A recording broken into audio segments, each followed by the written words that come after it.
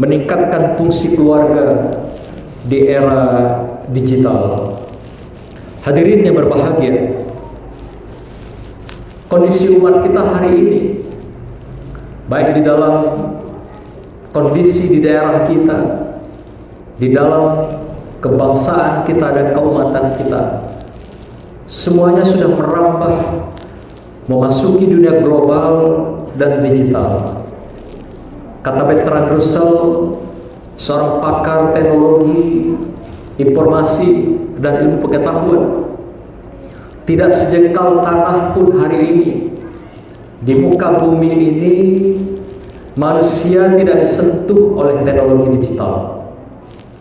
Tidak sejengkal tanah, katanya. Artinya, mulai dari pelosok kota sampai ujung desa, orang pasti sudah menggunakan gadget cerdasnya, HP cerdasnya. Di mana ada jaringan, pasti manusia menggunakan teknologi digital ini. Dan dengan kemajuan yang luar biasa ini, tidak sedikit yang memberikan nilai tambah bagi kehidupan kita. Dan juga tidak sedikit teknologi digital ini di tengah globalisasi ini menggerus kehidupan setiap orang.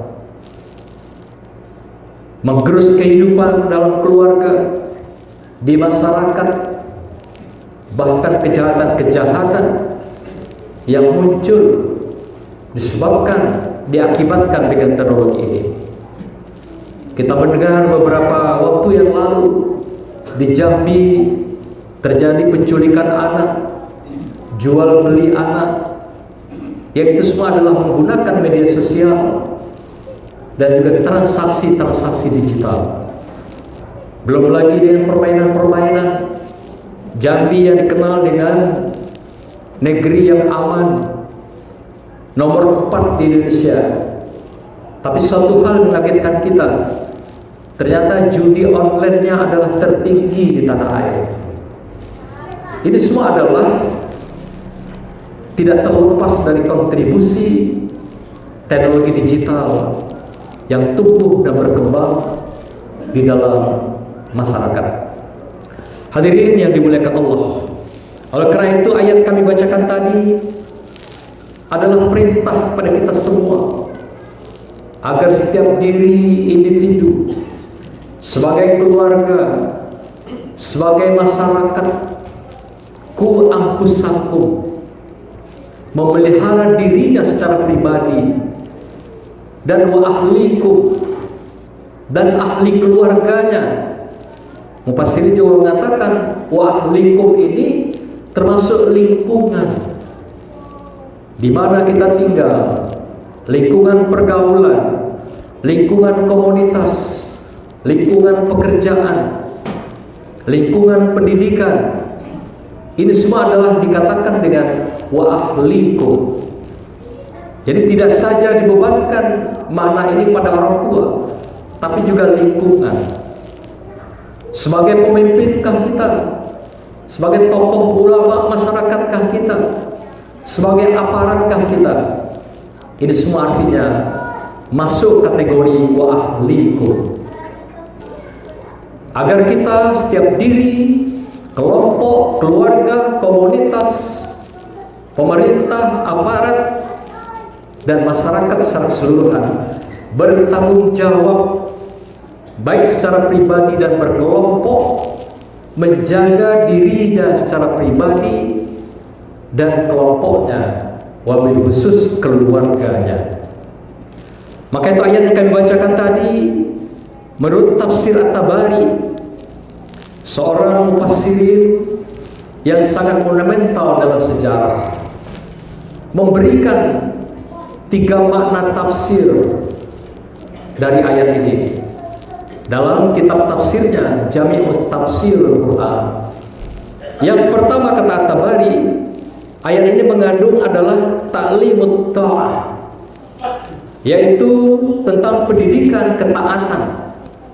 Ini tanggung jawab pertama kata At-Tabari terhadap keluarga dan masyarakat. Pendidikan ketaatan itu mengajarkan, menghimbau dan mengajak semua pihak, wabil khusus keluarga dan orang tua, dan kita sebagai warga masyarakat, agar saling mengingatkan, agar juga saling memberikan informasi di dalam kita melaksanakan menggunakan media sosial ini, teknologi digital ini, dengan ketaatan. Inilah yang diminta dari ayat ini, dengan mengerem batas-batas, dengan memberikan rambu-rambu batas-batas penggunaan media sosial teknologi digital ini, agar ada waktu-waktu tertentu yang juga disiapkan, yang juga kita lakukan untuk membangun, membingkai dan meningkatkan kualitas ketaatan kita kepada Allah Subhanahu wa ta'ala. Setidaknya waktu-waktu tertentu ketika sholat, himbaulah keluarga kita mematikan HP-nya. Ketika belajar, ketika mengaji, inilah setidaknya ketaatan itu yang diminta Allah kepada kita, agar saling mengingatkan dalam ketaatan ini, terutama ketika kita menggunakan gadget atau juga HP-HP cerdas di tengah keluarga kita. Yang kedua, Tabari mengatakan agar keluarga juga memfungsikan dirinya, yaitu man'ul ma'asi, dikatakan adalah mencegah kemaksiatan. Kalau tadi pendidikan tentang ketaatan, yang kedua lebih tegas lagi, agar mencegah kemaksiatan. Caranya adalah melakukan kontrol, komunikasi dengan keluarga kita, dengan lingkungan kita. Apakah konten-konten, program-program, aplikasi mereka gunakan itu memberikan nilai tambah bagi nilai dan pendidikan atau tidak? Memberikan nilai tambah bagi akhlak, moral, bagi kehidupan mereka atau tidak? Karena hari ini kita lihat anak-anak bermain game, padahal game itu juga adalah bagian yang mengarahkan anak-anak kita kepada judi online. Karena di sana ada gambling, ada pertarungan, ada perlombaan, dan ada juga reward, penghargaan yang diberikan oleh sistem-sistem game atau gaming yang dilakukan oleh kelompok-kelompok tertentu terhadap game-game yang ada di HP anak-anak kita. Disinilah pentingnya kita mencegah kemaksiatan itu, agar konten-konten ini betul-betul terpelihara, terjaga.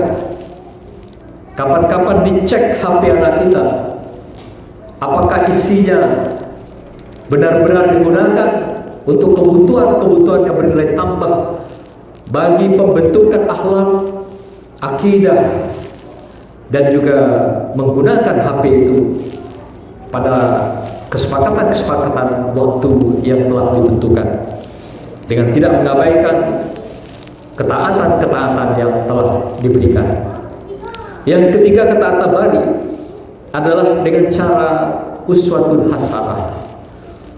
Orang tua atau orang yang dituakan menjadi keteladanan yang baik dalam menggunakan media sosial, baik untuk kemaslahatan, kebaikan, demikian juga penggunaannya agar lebih tepat sasaran, agar sesuai dengan kebutuhan.